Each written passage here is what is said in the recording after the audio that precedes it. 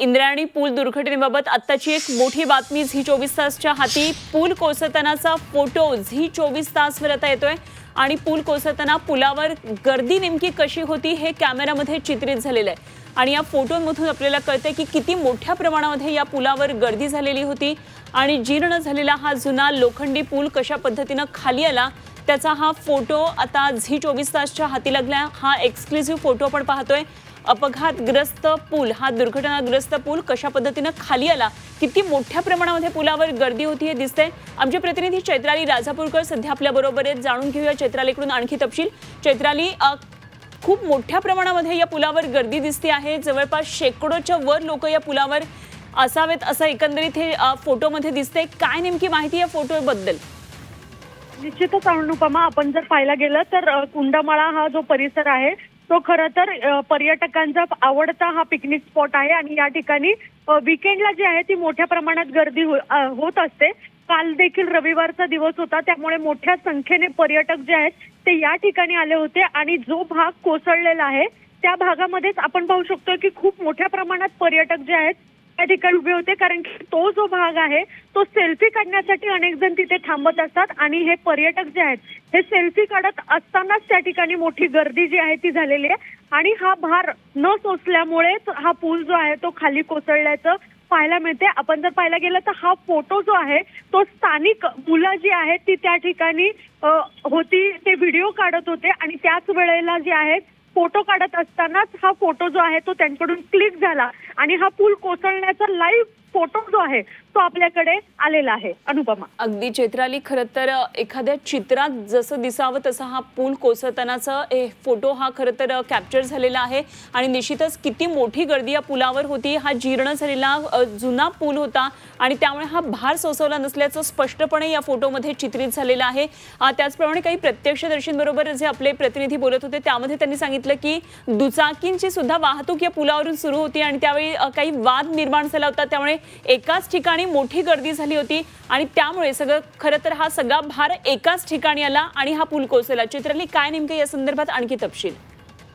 निश्चितच आपण पाहायला गेलं तर या ठिकाणी जे आहे ते शेजारील गावामधील जे ग्रामस्थ आहेत ते देखील या पुलाचा वापर करत असतात। दळणवळणासाठी या पुलाचा वापर दुचाकीवरून ते या पुलावरून जात येत असतात, मात्र त्याच वेळेला जे आहे गर्दी देखील त्या ठिकाणी होती, मोठ्या संख्येने पर्यटक देखील होते आणि त्यातच ही दुचाकीवाले जे आहेत ते देखील या ठिकाणावरून जात होते। समोरासमोर दोन दुचाकीवाले आल्यामुळे या ठिकाणी काहीसा वाद निर्माण झाला होता आणि आजूबाजूला सरकण्यासाठी या पुलावरती जागा नसल्यामुळे मोठी गर्दी जी आहे ती याच पुलावरती झाली आणि मोठी गर्दी झाल्यामुळे हा भार न सोसवल्यामुळे खरं तर हा पूल जो आहे तो खाली कोसळल्याची ही दुर्घटना घडलेली आहे। आपण पाहायला गेलं तर मोठ्या संख्येने खरं तर हा पूल जीर्ण झालेला आहे। या पुलावरून ये जा करण्यासाठी देखील मज्जाव करण्यात आले आहेत, अशा आशयाचे बोर्ड देखील आहेत, मात्र तरी देखील पर्यटक जे आहेत ते मोठ्या संख्येने या पुलावरून येत असतात, सेल्फी काढत असतात आणि त्याचमुळे ही जी मोठी दुर्घटना जी आहे ती काल घडलेली आहे आपण पाहतोय। चैत्राली, खरं तर या ठिकाणी प्रतिबंधित क्षेत्र किंवा पुलावर जाऊ नये अशा प्रकारचे बोर्ड असताना, अशी सूचना लिहिलेली असताना सुद्धा खरं तर पर्यटकांनी सुद्धा हे नसतं धाडस केलेलं आहे आणि एवढे मोठे प्रमाणामध्ये जर लोक आधीच पुलावर असतील तर तिथे जाऊन आणखी काही लोकांनी गर्दी केल्याचं दिसतंय। त्यातही अशा प्रकारे वाहनांची ये जा सुद्धा चालू होती।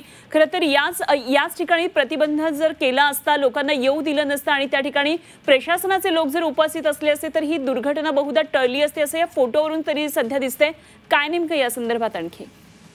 निश्चितच अनुपमा, खरं तर मोठ्या प्रमाणात जेव्हा पाऊस सुरू होतो त्यावेळेला या ठिकाणी पोलिसांचा बंदोबस्त देखील ठेवण्यात आलेला असतो, पोलीस देखील या ठिकाणी असतात, त्याचप्रमाणे स्थानिक तरुण जे आहेत ते देखील या ठिकाणी बंदोबस्ताला चैत्राली, सध्या श्रीरंग बारणे आपल्या बरोबर जोडले गेलेत, आपण त्यांना या फोटो संदर्भात एक्सक्लुसिव्ह माहिती देऊया। बारणेजी, आपण जर बघितलं असेल झी 24 तासवर तर हा फोटो एक दिसतोय, जेव्हा ही दुर्घटना घडली तेव्हा नेमकं काय घडलं या फोटोमध्ये कॅप्चर झालेलं आहे। शेकडोच्या संख्येनं पुलावर एकाच वेळी लोक उभे आहेत, त्याचवेळी वाहनांची ये जा सुद्धा दुचाकीची चालू होती आणि अशा वेळी खालून मोठ्या प्रमाणात प्रवाह वाहत असताना पूल अक्षरशः ट्विस्ट झालेला आहे आणि तो खाली तुटून पडलेला आहे। आपण या फोटो संदर्भात आणखी काय सांगाल सर?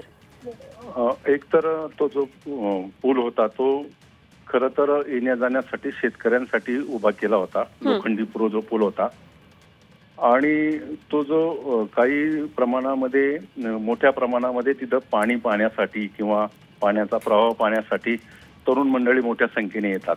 क्षमतेपेक्षा जास्त त्याच्यामध्ये नागरिकांची संख्या झाली आणि त्यामुळं तो पूल कमजोर झालेला होता. 30-35 वर्ष तो पूल होता, त्यामुळे तो पूल त्यामध्ये कोसळला गेला आणि ती दुर्घटना घडली. खरं तर अतिशय दुर्घटना घडत असताना त्याच्यामध्ये अनेकांचा बळी गेला किंवा जवळपास 50च्या वर तिथं इंजर्ड झालेत.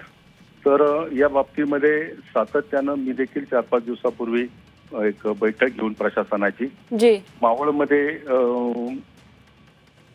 बऱ्याचशा मोठ्या प्रमाणामध्ये तरुण मंडळी पावसाच्या येतात. मग बुची डॅम असेल, अंदर मावळ असेल, धबधबे किंवा या ठिकाणी देखील असेल इंदोरीला, तर मोठ्या प्रमाणाने येत असताना काळजी घ्यावी अशा प्रकारे प्रशासनाच्या वतीनं आवाहन देखील केलं जातं.